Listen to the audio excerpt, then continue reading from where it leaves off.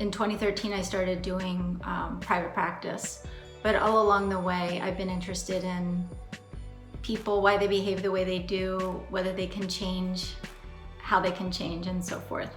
So I nominated Kerri for her commitment in the healthcare community. Kerri has impacted me personally and professionally. I joined her practice 3 years ago, and since that time, she has grown this thriving practice that I am really lucky to be a part of, that really supports women. So I think it's really important to, make recognition where recognition is due, and recognizing hard work, whether it's big or small. And it helps encourage people. It helps encourage people to see that, hard work pays off. Well, it was a real honor to me, and especially because it came from two of my employees. To know that they were thinking of me that way and thought that it was something that I was deserving of really meant a lot to me. Over the time I've known Kerri, she went from working in a solo practice on her own to expanding her practice to include 12 or 13 or 14 of us now. And I think the impact on the community has been huge. So our area is underserved. There are not enough good therapists doing evidence-based work to fill the need.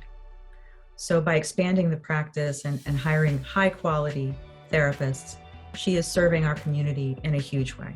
We're seeing really strong increases in anxiety and depression for youth. And so I'm really concerned about that. Caregivers, and this is parents, teachers, community members, can make a big difference in working with young people who are struggling. Just being able to destigmatize getting help,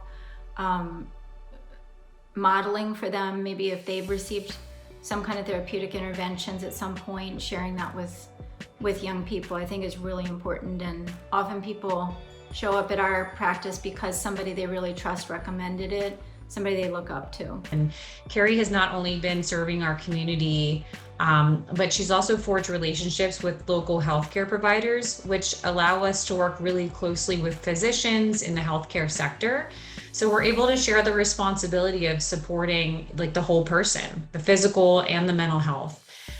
She has superb clinical expertise. She has a congenial personality, and she has an excellent eye for business. She's also partnering with LVC to support their Master's in Counseling program.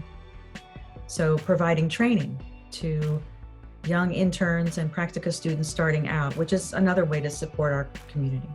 First of all, I think it demonstrates that the Women's Hall of Fame really does value this kind of service, and it helps to reduce stigma for sure. I'm thrilled that Kerri has been nominated, and I think it's richly deserved.